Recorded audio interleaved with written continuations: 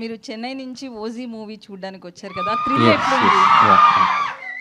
ఆ థ్రిల్ చూసారు కదా, ఎట్లా అనిపించింది మీకు? How do you feel? The vibe was extraordinary, ma'am.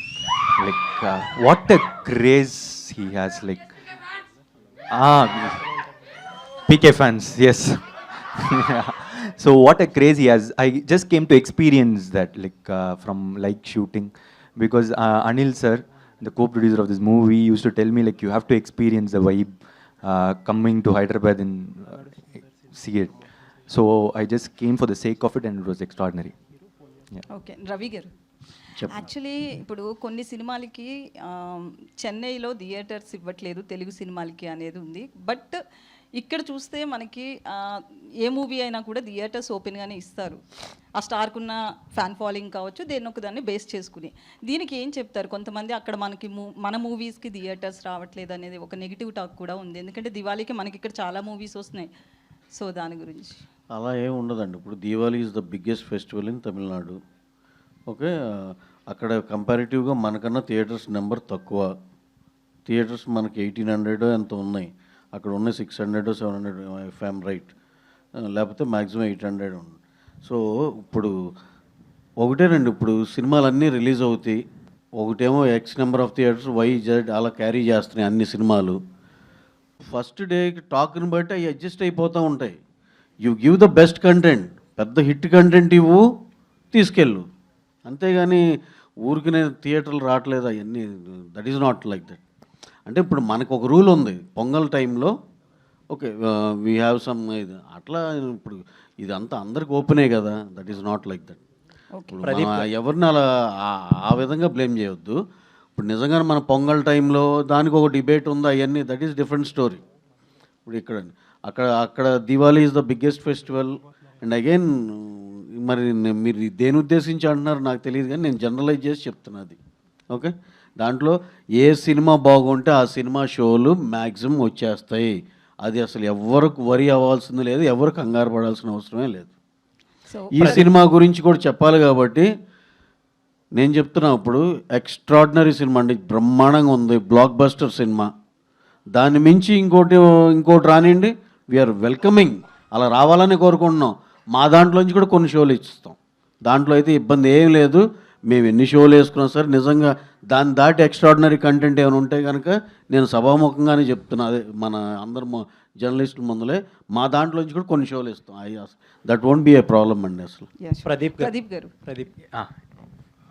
Pradeep గారు, your last 3 films, Love Today కానీ లేకపోతే Dragon or and this film, it looks like there is a pattern. Your films are targeting youth and you play an underdog who faces so many problems and insults, and later you redeem, or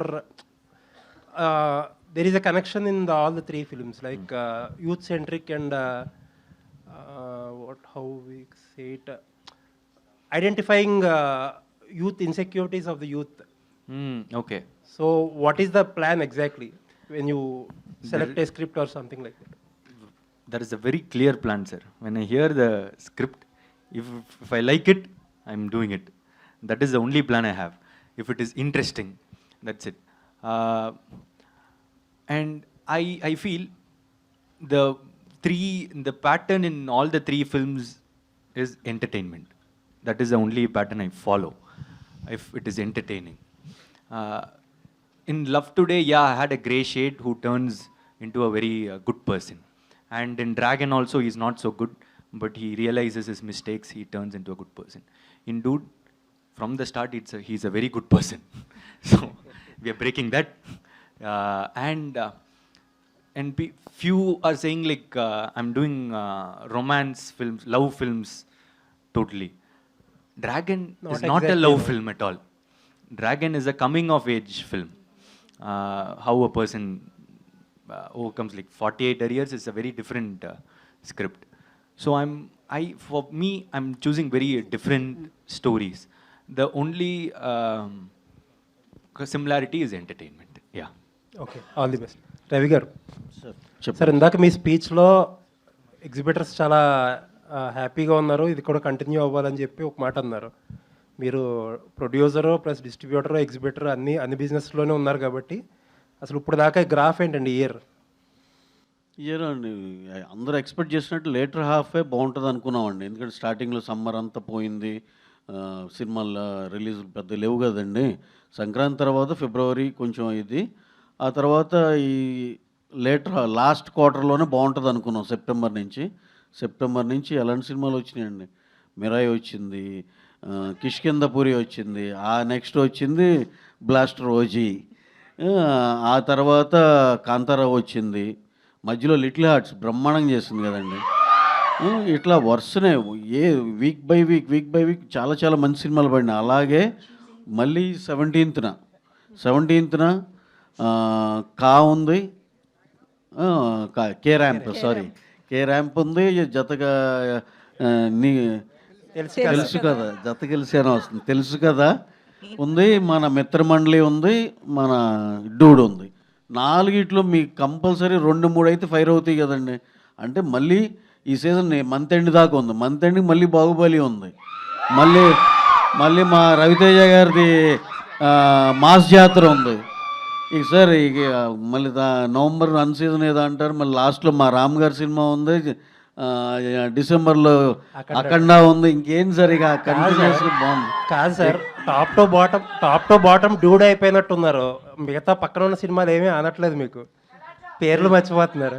లేదు sir, నాకు first నుంచి అది నాకు జత కలిసి అని వచ్చేసేది ఎందుకో, ఆ చిన్న సాఫ్ట్ టైటిల్లో ఆ చిన్న మిస్ అవుతా ఉన్నా నేను. లేదు ఆ సినిమా సాంగ్స్ చూశారు కదండి, ఎక్స్ట్రాడినరీగా ఉన్నాయి. సరే అండి, ఇంకొకటి కొన్ని సినిమాలు బాగా పెద్ద ఓపెనింగ్ తీసుకుంటున్నాయి, అది సస్టైన్ అవ్వట్లేదని చెప్పి డిస్ట్రిబ్యూటర్ సర్కిల్స్లో చాలా కొంచెం పెద్ద సినిమాల గురించి మీ ఒపీనియన్ ఏంటి? సార్ కంటెంట్ మీకు 100కి 90 మార్క్స్ ఉంటే ఆ రెవెన్యూ చేస్తుందండి. 80 ఉంటే 80, 70 ఉంటే 70 అంతే. ఇప్పుడు మన ఓజీ ఉంది, ఓజీ సెకండ్ వీక్ కూడా కాంతారా పెద్ద రిలీజ్ అయినా కూడా ఎంత స్ట్రాంగ్ ఫుల్స్తో వెళ్ళిందండి. ప్రాక్టికల్ చూసాం, కంటెంట్ కనెక్ట్ అయ్యిందా బ్రహ్మాండంగా చేస్తున్నాయి సార్ అంతే. శరత్ కుమార్ గారు. సార్ ఇప్పుడు తాలిబొట్టు విషయానికి వస్తే కనుక ఆయన ఒక డైలాగ్ చెప్పారు కదా హీరో. నేను చెప్పాను, ఎలాగ వింటున్నారు మీరు? వాయిస్ వచ్చిందా? వాయిస్ తెలిసిపోయిందా? తాళి గురించి అదే ట్రైలర్, అది నేను అడుగుతాను. ఫేస్ రాలే అప్పుడు, తాళి గురించి నేను మాట్లాడింది నా వాయిస్తో.